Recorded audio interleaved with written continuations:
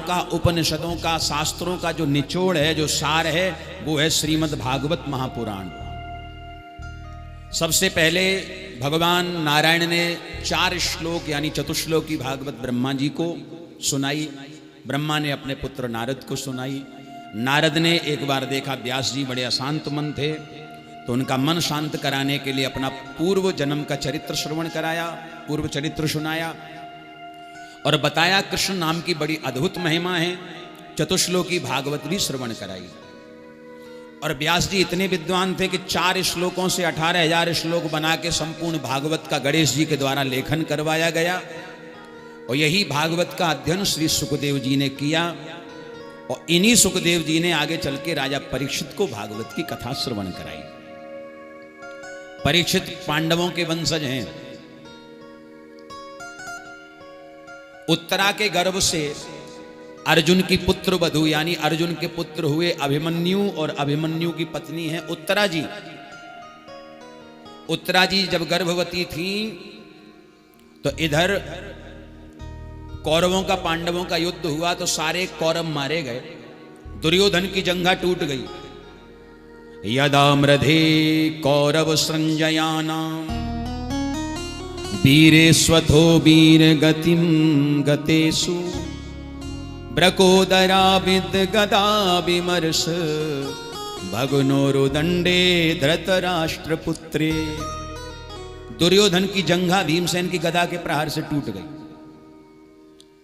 दुर्योधन की ऐसी हालत जब देखी दुर्योधन के मित्र अश्वत्थामा ने तो प्रण किया कि 5 पांडवों के शीश काट के सूर्योदय से पहले पहले लाऊंगा और तुझे भेंट कर दूंगा। रात्रि के अंधेरे में पांडवों के स्थान पर पांडवों के छोटे छोटे 5 बालक सो रहे थे। बालकों के शीश काट के लाया। दुर्योधन ने जब देखा तो बड़ा पश्चाताप हुआ कि इसने ऐसा कृत्य किया, ऐसा पाप किया। दुर्योधन की तो मृत्यु होगी, प्राणांत हो गया।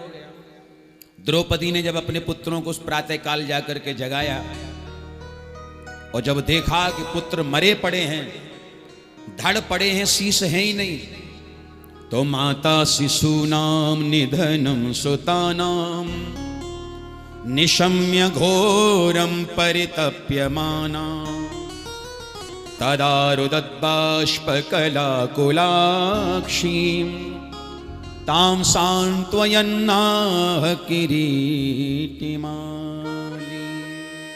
नारायण जब देखा पुत्र मरे पड़े हैं, विलाप करने लगी द्रौपदी।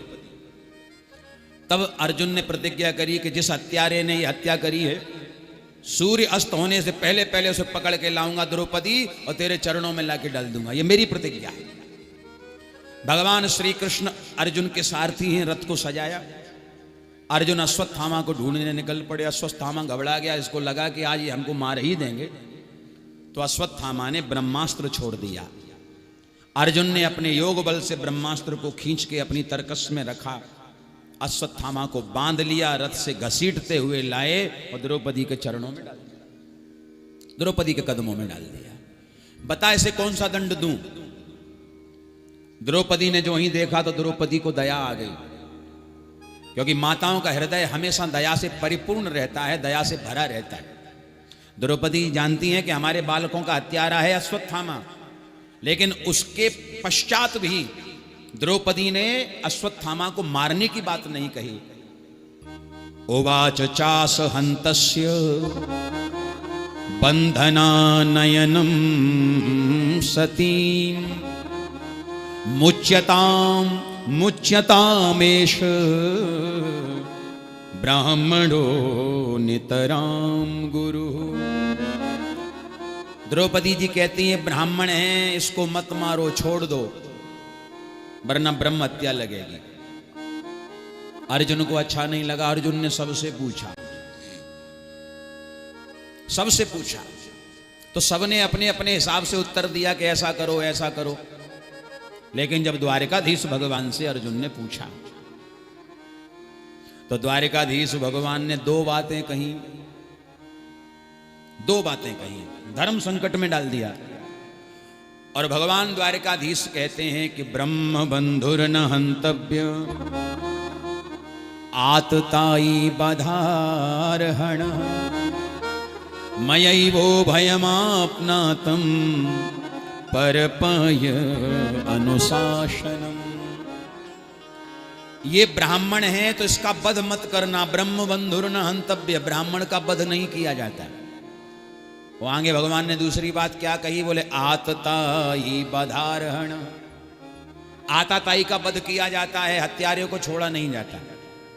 अर्जुन ये ब्राह्मण है तो इसको मारना मत,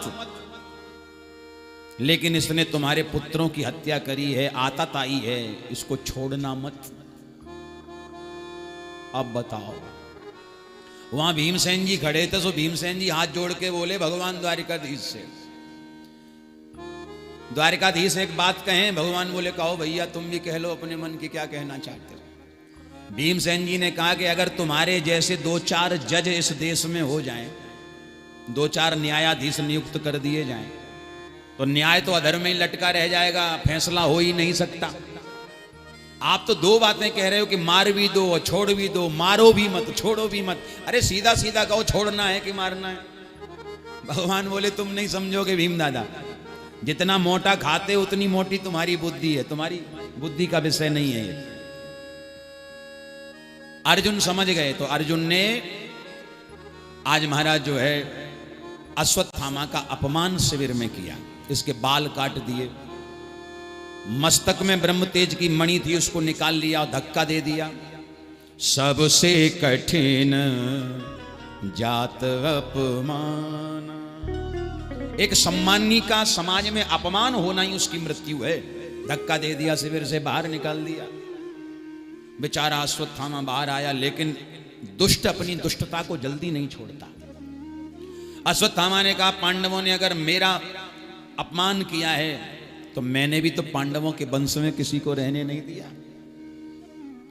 एकदम ध्यान आया अश्वत्थामा को कि अभिमन्यु जब युद्ध करने के लिए गया था तब उसकी पत्नी उत्तरा गर्भवती हो गई थी। निश्चित है कि उत्तरा के गर्भ में पांडवों की अंतिम निशानी पल रही है, उसको भी जीवित नहीं छोड़ूंगा। पुनः ब्रह्मास्त्र लेकर के उत्तरा के गर्भ पर छोड़ दिया। उत्तरा जी घबराई, भगवान के पास में आई। पाहि पाहि महायोगिन देव देव जगतपते नान्यं त्वदभयं पश्ये यत्र मृत्यु परस्परम। हे कृष्ण हमारी रक्षा करें, रक्षा करें, त्राहि माम, रक्षा करें। भगवान बोले बिटिया, एक वीर की पत्नी कायरता का परिचय दे रही है, शोभा नहीं देता। तुम्हें मृत्यु से भय है? तब महाराज जो है उत्तरा जी बोली, सरकार मुझे मृत्यु का बिल्कुल भय नहीं है। फिर बोले प्रभु मैं ये चाहती हूं कि मैं बेशक मर जाऊं, मुझे कोई गम नहीं, लेकिन मेरे गर्भ में जो पांडवों की अंतिम निशानी पल रही है उसकी रक्षा आप करें। उत्तरा जी बड़ी चतुर हैं।